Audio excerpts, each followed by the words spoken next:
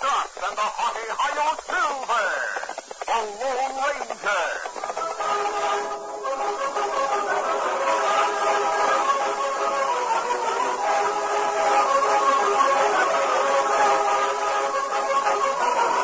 With his faithful Indian companion Tonto, the daring and resourceful masked rider of the plains led the fight for law and order in the early western United States.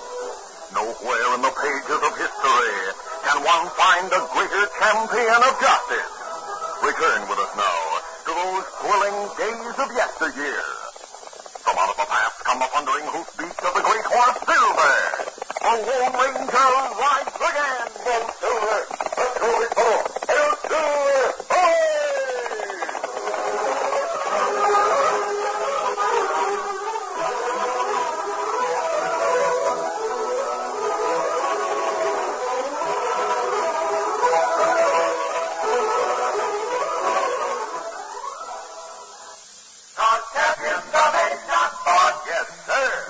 Away! Get on your way. Get on your way with Wheaties.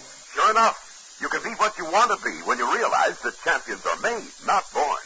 It couldn't be truer in the case of golf champion Kerry Middlecoff. When Kerry was just in his teens, he putted hours on the green, learned to drive how to chip, and from the chance he took a tip, a bowl of Wheaties gave him zip. Now Kerry hits him to the pin. Eating Wheaties helps him win. Champion Kerry Middlecoff, a long time Wheaties eater, 20 years in all. Wheaties help, all right. There's a whole kernel of wheat in every Wheaties flake. All right, Kerry, slam that ball. What? He's on his way, on his way. He's on his way, on his way. Get on your way with Wheaties. 'Cause champions are made, not born. Yes, sir. Get on your way. Get on your way. Get on your way with Wheaties. Breakfast of champions.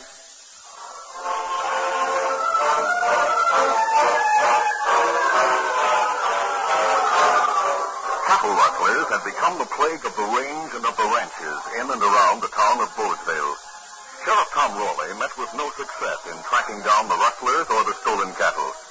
But he had a firm conviction, and after the outlaws' last raid, he expressed it to ranchers Jason Phillips and Bill Faxon. Those aren't ordinary rustlers we're after. I'm willing to bet somebody in Bowesville tipping them off to every move that's made here. You have any idea who it might be? Well, I haven't. Could be almost anyone in town. It could be that dirt-digging hombre, Alec Tillman. Mr. Tillman's not a cattleman, Mr. Faxon. No, he's a nester, a farmer. And farmers don't like us cattlemen no more than we like them. I wouldn't put anything past a nester. Oh, Time's wasting me. I better mow you along. Going back to the ranch, Mr. Faxon? no, my new foreman, Rocky McLean, came into town with me to hire some new cowpokes. I got to meet up with him and see how it made out. I'll see you, Sheriff. Yeah. You too, Philip. See you, Bill. Bill Faxon didn't know it, but Foreman Rocky McLean was a rustler, the chief lieutenant to the leader of the outlaw band. And the leader was none other than rancher Jason Phillips.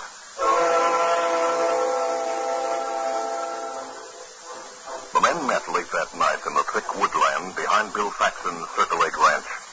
Rocky was explaining. And we've had all our cows out in the range since early spring. Now Faxon has me hiring new hands because he's planning to round up the herd and take it to Dodge City.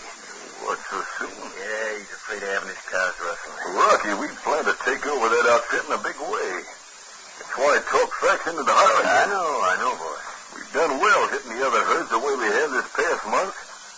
We must have a few hundred head of beef hidden away now. I want a few hundred more from the Circle H. I'll fix things for tomorrow, boy. All right, fine, Rocky. I'll do some fixing also. Huh? Like what? Yeah, I don't know whether anyone suspects me of being mixed up in this rustling or not. Oh, nobody would think of such a thing. You never can tell, Rocky. Everyone's suspicious these days.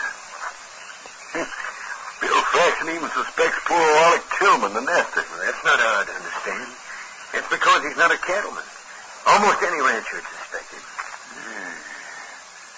And he's made the order for a good frame-up. Like what, boy? You meet me here tomorrow night. We'll go to Tillman's place together while the boys are making their raid. What do we do there? Steal his horse and maybe a few other things from the stable. Stuff we can drop later near the scene of the raid. It'll look as if he's been there. Yeah. I'll add to it before tomorrow. But believe me, when I'm finished, nobody will be in doubt that Alec Tillman's the king of the rustlers. All right, boys, come on. Red Horton and the rustlers rose from their hideout at midnight the next evening and set out for the range to attack the Circle 8 herd. And at the same moment, Rocky McLean met once more with Jason Phillips near the ranch. Together they rode through the woods until they reached the spot near the property of farmer Alec Tillman. Rocky, leave our horses here, go to the stable on foot. All right. The two men dismounted, tied their horses to a tree, and then, clinging to the shadows, they started toward Alec Tillman's stable. It's a good thing the stable's behind the house. No chance of it being seen. Don't mind the talk. Keep moving. The dog. Hold still. Listen to that hound. I didn't know Tillman had one here. Yeah, I see it now. Tied up at the back of the house. What do we do? Yeah, we can't stay here. Let's make a run for the stable. Once we're out of sight, maybe that hound will stop. All right. Here's the stable. All right, open the door. Here's the lantern over there. Light it, huh? Here. Here it is. Listen, there's that dog again. Well, maybe we ought to... Oh, someone's coming across the yard from... Tell me.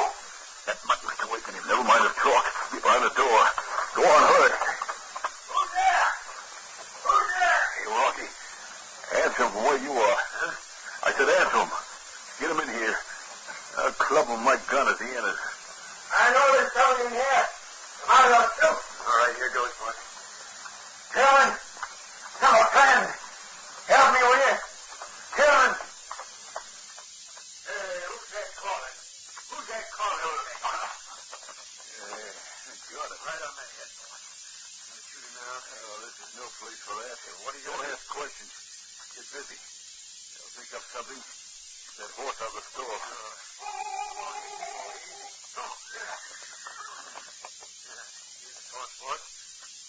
That dog got to mess things up, huh? Oh, Rocky, I'm glad things turned out this way. Ah, yeah.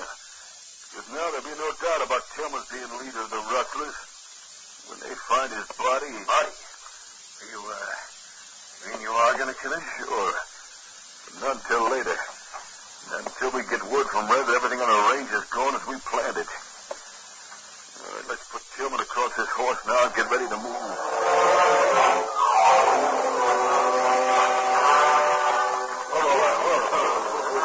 It was 3 o'clock when the rustlers, riding among the trees, reached the slope overlooking the section of the range where the Circle 8 outfit had stopped for the night.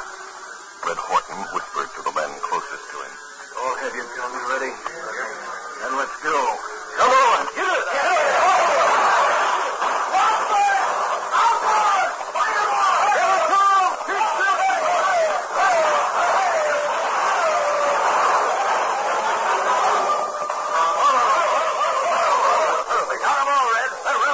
Let's get out of here.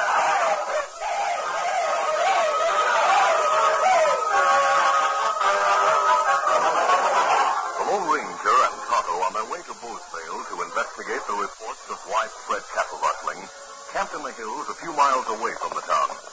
At dawn, they set out for Bowesville, but reined their horses after riding but a few minutes. Tonto, look at that herd of cattle moving below the ridge over there. They're heading away from the direction of Bowesville in the range. You think maybe them rustlers? The thought, Tonto. See, they're heading into the woods now. We're going after them. Move, Tonto. Get them up. Out.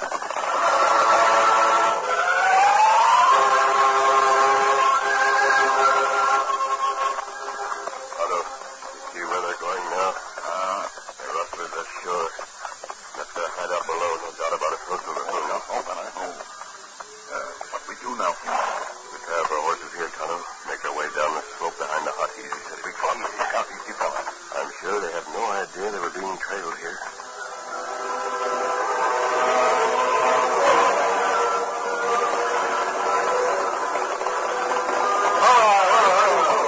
All right, round to the corral. Red Horton led his outlaws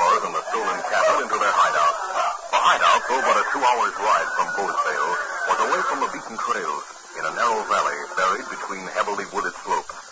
There, the cattle were placed inside the makeshift rope and pole corrals, which dotted the ground. Red Horton, after his men had dismounted and removed the saddles from their horses, met with them near one of the 3 rude huts, which had been built next to the animal enclosures. Oh, there's the big boss with the great one for setting up the alibis. He wants Rocky to have one. I got to ride and meet Rocky like we planned to tell him that everything's all right at this end. How long will you be gone, Red? Not too long. I'll be back before noon. Steady, boy. I'll tell you what happens next after it gets back. Get up there. Come on.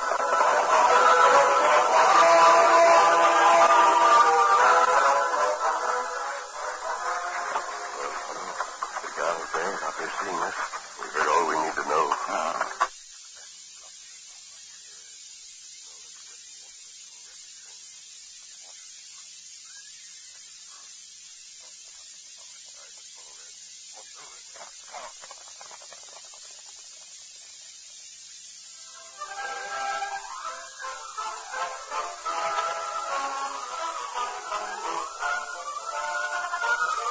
The curtain falls on the first act of our Lone Ranger adventure. Before the next exciting scene, please permit us to pause for just a few moments.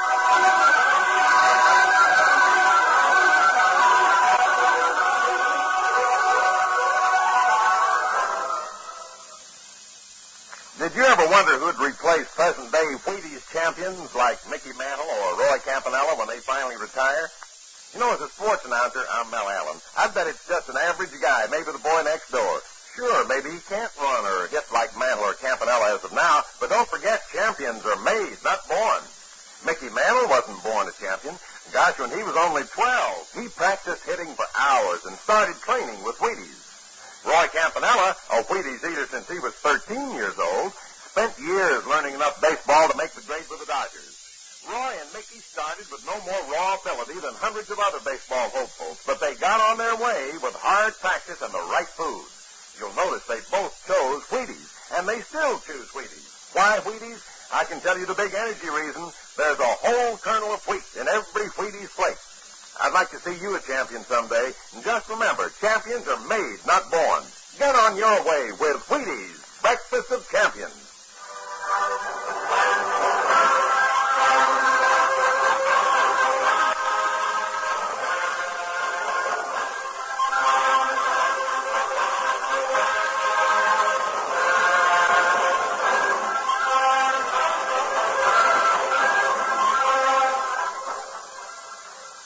Now to continue.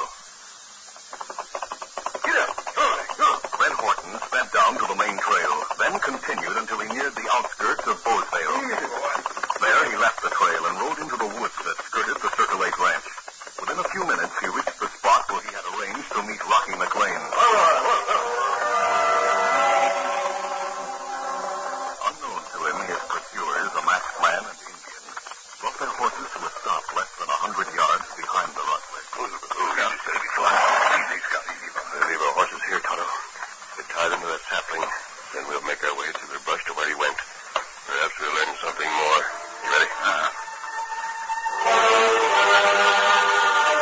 Red Horton, surprised when he found the boss, Jason Phillips, with Rocky McLean, was confounded by the sight of Alec Tillman, who lay bound and gagged on the ground. Rocky explained why Tillman had been made prisoner. Then, unaware that the Lone Ranger and Tonto were now within earshot, Jason Phillips briefly mentioned his plan for the killing of Tillman. He ended by saying, We'll not do that until Rocky comes back and tells us he has the old man Faxon's soul on the idea. Then we'll kill Tillman. I'd better get the house now, boy. Wait a few minutes till Red messes you up. Go on, Red. What? Help mess me up, he said. You look like I've been in a fight with Rustling. He already shot some bullet holes in my head. Bag of Tillman. Say, that's good. Here, let me rip your shirt for you. Yeah, killing me with dirt shoe to make it look like I've been rolling around. Yeah.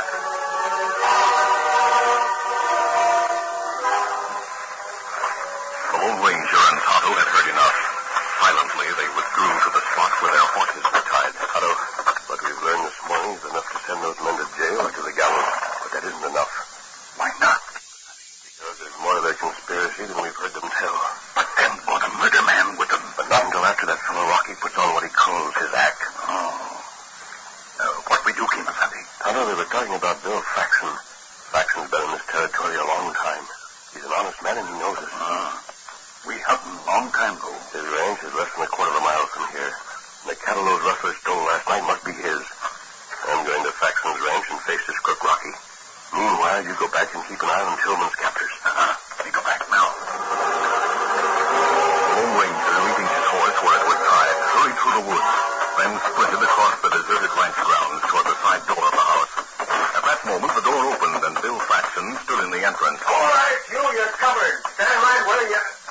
Hey, am I seeing things? You're the Lone Ranger. Yes, Mr. Faxon, let me come inside, please. Sure. Come right in. What is it? Mr. Faxon, do you know a man named Rocky? Sure, Rocky McLean, my foreman. He's out on the range with the outfit now. He's not on the range, Mr. Faxon, and I'm afraid your outfit's in bad shape. Now, listen to me. Briefly, the Lone Ranger told all that he and Tonto had seen and heard since early morning. When he finished, the rancher's eyes were dull with disbelief. Oh, I can't believe it. The whole thing's too crazy. I'll prove to you it's true. But before Rocky gets here, we must get word of the sheriff. Is there anyone around who can ride to town at once? Sure. My cook, Lee Chin. Lee will ride to town. Look out that rear window, Mr. Faxon. Coming from the woods back there. Say, it's Rocky, sure enough. You can see his shirts and ribbons, as I told you it would be. Yeah. I'm sorry to say you're probably calling this whole thing right. I'll play it through like you suggested. Lee Chin, come here, pronto. Lee Chin was on his way to the stable when Rocky McLean staggered into the house by way of the rear door and dramatically collapsed on the floor. When he opened his eyes, Bill Faxon was standing above him silently. Rocky waited for some reaction, received none, and then began to perform. Boss, I got away from them. Put their after me, they'll kill me. Who, Rocky? The rustlers. Alec Tillman's gang. Boss, they killed all our men except me. I fought it out with them till my ammunition was gone. Rocky, stand up on your feet like you're able to and stop making up stories about Alec Tillman. What are you talking about? Rocky, if what I heard is true, then you're the filthiest, orneriest polecat that ever saw the light of day. Don't you talk to me like that. See, you've forgotten your acts already. Rocky, we're going back up into the woods where you and Red and your boss have Alec tied up. Why, you... Get those hands up, Faxon. Now, before I kill you, tell you how you know just what you said. I was told by that masked man who came out of the room behind you. What? Drop the gun, Rocky. Oh, my wrist! You shouldn't have drawn your gun. I'll pick up his gun. There goes Lee Chin for the sheriff. The sheriff? Yes, you varmint. We'll bandage the wrist, Rocky. While that's being done, you listen to me. You're going to do as I tell you. Jason Phillips, standing behind the gagged and trucked up Alec Tillman, heard the approaching footsteps in the brush. He turned to Red Horton. This must be Rocky. Have your gun ready anyway? Yeah. Hey, Rocky, is that you? Yeah, boss. It's me. You tell that story about Tillman? Yeah. I told Faxon. Yeah, good. Let's get these ropes off Tillman. We'll shoot him and take him over to the ranch. Rocky, you told Faxon that Tillman was after you, didn't you? No, I didn't let him get that far. Faxon. Jason Phillips. So you're the murdering rapper who killed him, right? Kill him. No, you don't. I'm shot. As the Lone Ranger stepped from the underbrush, Jason Phillips bent, grabbed Alec Tillman beneath the arms, and lifted him as a shield. Yeah, shoot him, you'll kill him. You want to kill this man, do you? No, Phillips. We're not like you. Take him, Tonto. No, me. Tonto stepped from the bushes behind Phillips and pressed his gun against the man's back. You stand there. Don't shoot. Good work, Tonto. I knew you were there. Alec Tillman, I'm sorry. Rocky told me I got you into this thing. I'm sorry. Here, let me remove that gag and loosen those ropes. There. Thanks. You, Phillips, move over here with the other two crooks. Then we'll march back to the Circle 8 and wait for the sheriff.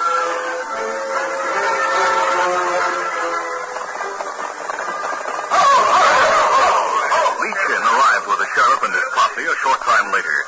Phillips and the two wounded rustlers, Rocky and Red, were handcuffed and sent back to the jailhouse. Then, led by the Lone Ranger and Tonto, the lawmen rode on to the range. There, the survivors of the Circle 8 range crew were treated by the doctor who had accompanied Sheriff Raleigh. The sheriff said, That's a good thing those rustlers are bad shots. Else those fellows would all be dead. Mr. Faxon? Yeah, but Rocky wrong when he said they was good shots. Well, we'll leave them here under the care of the doctor. There'll be some wagons along to pick them up later. Then let's get on to the rustlers' hideout. They're expecting Red Horton to return. We'll surprise them. Right, come on, let's go. The rustlers were caught unprepared in their valley hideout. Get them up. Posse, once more led by the Lone Ranger, converged on the outlaws, their guns blasting in ceaseless fire.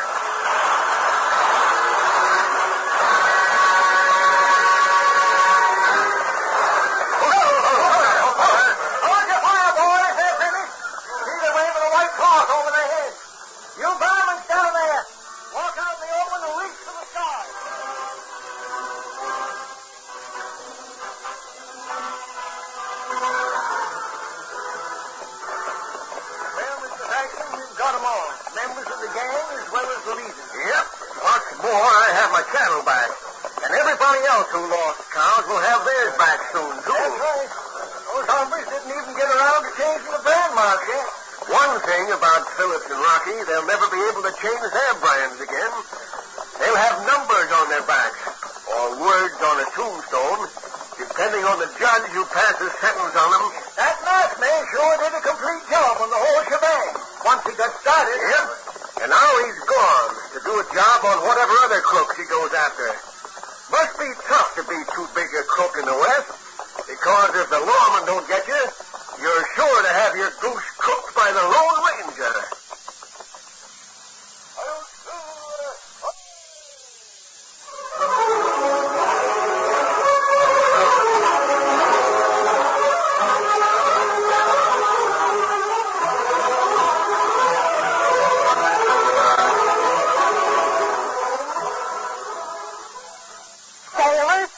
is the smartest boy who ever shouted, "Skipper high!" He can weather any storm that blows. He's got gold power from Cheerios. Yes, he's got gold power. There he goes. He's feeling his Cheerios. Cheerios. Cheerios. Everybody loves Cheerios. So delicious, because it's made from toasted oats, all ready to eat with milk. And the gold power it gives you. You see, each spoonful of Cheerios and milk is packed with vitamins, proteins, and minerals. The very things your body needs for healthy nerves, good red blood, strong bones and muscles. Yes, Cheerios is real muscle-building food. Have Cheerios every morning. Then you'll hear people say, He's feeling his Cheerios.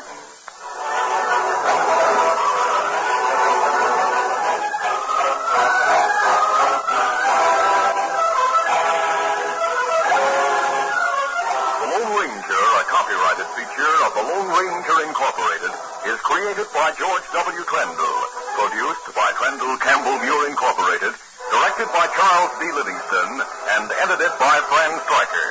The part of the Lone Ranger is played by Brace Beamer. Your announcer, Fred Foy.